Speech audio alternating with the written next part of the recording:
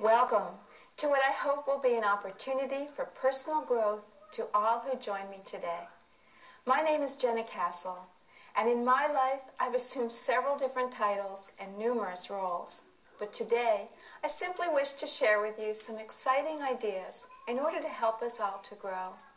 For when we open ourselves to growth at a personal level, we enhance our ability to more fully experience our lives.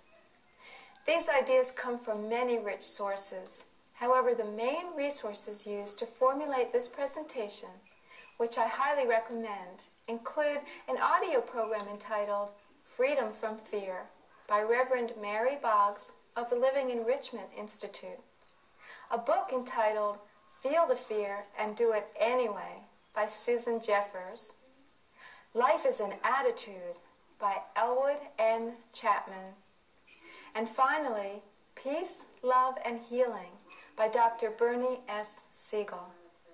I'd like to begin by telling you a story. There once were 3 brick masons working together on a building. A little boy happened by and asked the first brick mason, "What are you doing?" Without even looking up, he responded, "I'm laying bricks." The little boy approached the second brick mason and asked him, "What are you doing?"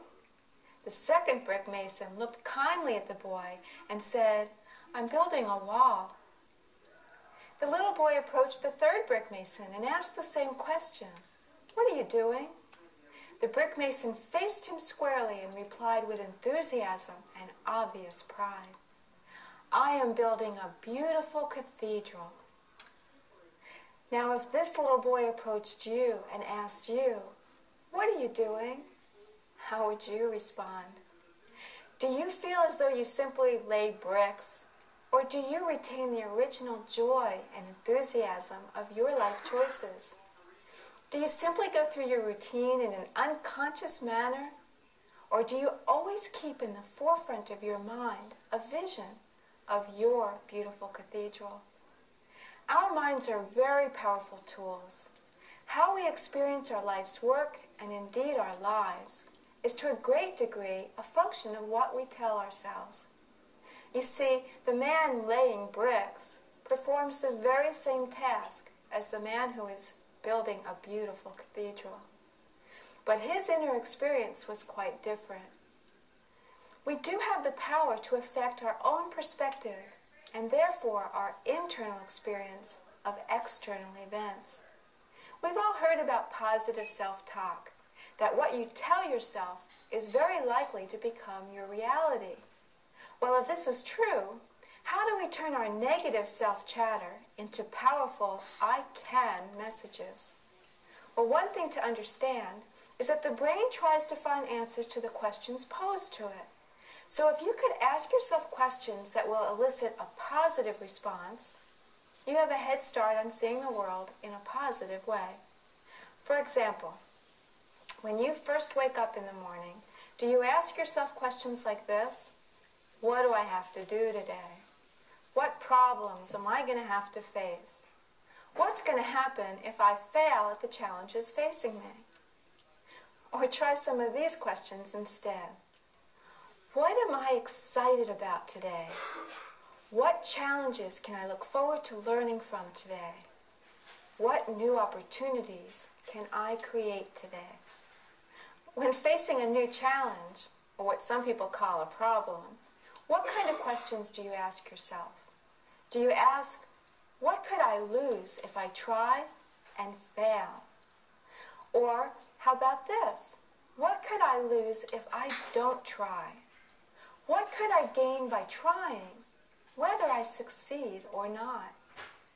Often, we're stuck in negativity or negative emotions, such as anger, depression, anxiety, to name a few. It's important to recognize that these negative emotions that we're experiencing are actually based in fear. Fear of failure, fear of being hurt, fear of being humiliated, fear of not having enough money, fear of being alone. I'm sure you could add to the list. For example, if you get angry because someone cut you off when you're driving, the first thing that actually occurred was that you experienced a fear of having a collision. The anger was actually based in fear, as most negative emotions are. Fear is the biggest inhibitor of us acting upon our dreams and living our lives fully. We hold back from participating in life fully because we are afraid. We're afraid to speak our truth, we're afraid to show up in the world as we are, and we're holding back in some way because of our fears. Well, sad to say, it's not possible to do away with fear completely. Every person on this planet experiences fear. We all have fear in our lives. Think about it. Where is fear controlling you right now? We all have fear in our lives. Even the people who are very successful and self-confident, who are out there making their dreams a reality, experience fear. Therefore, fear is not the problem. What we do with the fear is what determines how we live our lives. Although we can't eliminate fear, we can view it differently and deal with it in healthy and productive ways. You see, we each have places, events, situations with which we're comfortable. This is known as our comfort zone. We each have a very unique comfort zone based on our own past experiences, our perceptions of our capabilities, and our willingness to be out in the world. Some people are only comfortable in the confines of their own home. Others venture out into the world, into the workplace. And others still seem to make the whole world their home. But when a challenge is presented that is outside our personal comfort zone, fear appears. Sometimes our fear induces enough self-doubt that it actually prevents us from moving ahead. We allow the fear to immobilize us and to stop us from living fully or realizing our dreams. Well, what's the alternative? If we could shift our perspective and see fear instead as an ally that's telling us, proceed with caution, but proceed. A warning, if you will, that says clearly and boldly, growth opportunity ahead. So when you felt the fear, you would know that you're actually moving in the right direction, towards growth, towards expanding your comfort zone, towards living fully.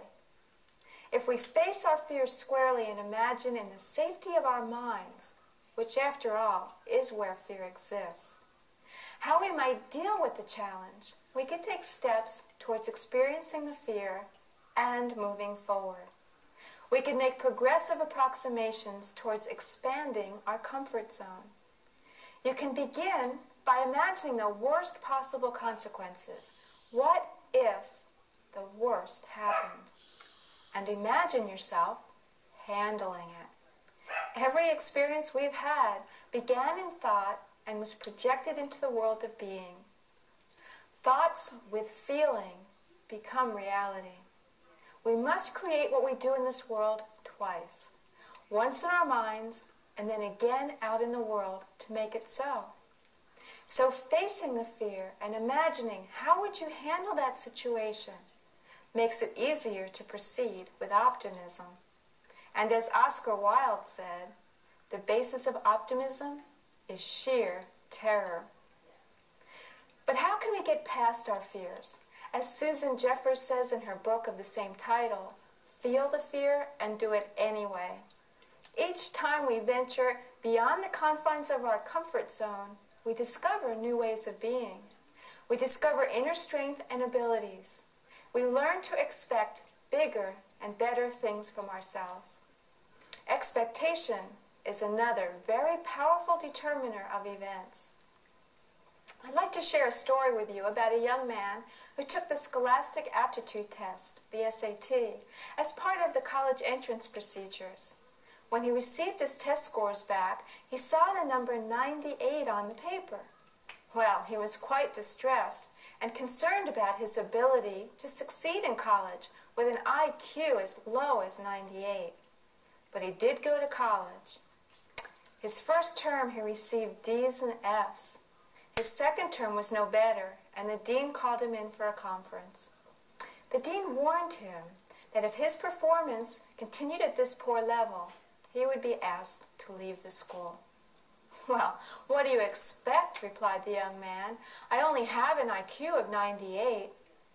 The dean took out the file and explained to the young man, "You don't have an IQ of 98.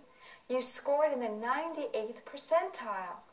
That means that your score was equal to or better than 98% of the students in all of North America." Well, the next term, that student pulled a 4.0 grade point average. The only thing that had changed were his expectations. Another example of how powerful expectations are in determining events was shown in a research project conducted in San Francisco. 3 teachers had been brought into the principal's office and told, "You 3 teachers are the best teachers in this whole school. We've decided to reward your performance by giving you each 30 of the best students." These teachers were asked, "Don't tell any of the students or the parents about this." At the end of the year, it was found that these students tested significantly higher than all of the students not only in the school, but in the entire district. The teachers were brought in again.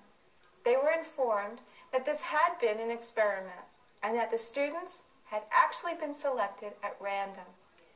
Well, the teachers were amazed, and they could explain the high scores only by the fact that they were, after all, the best teachers.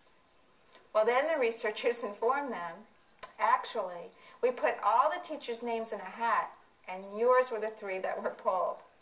This was a double-blind study, with the only factor not being controlled for being expectations. In summary, if we learn to live with fear as an ally, which navigates our path in the direction of growth, use our minds and strength of spirit to expand our personal comfort zone, and learn to expect bigger and better things of ourselves, we will enhance our ability to live more fully with a constant focus on our beautiful cathedrals. I'd like to leave you with a poem that says, "Come to the edge," he said. "No," they replied, "we will fall." "Come to the edge," he said. "No, we will fall." "Come to the edge." They went to the edge. He pushed them, and they flew. I wish you all a good flight. Thank you.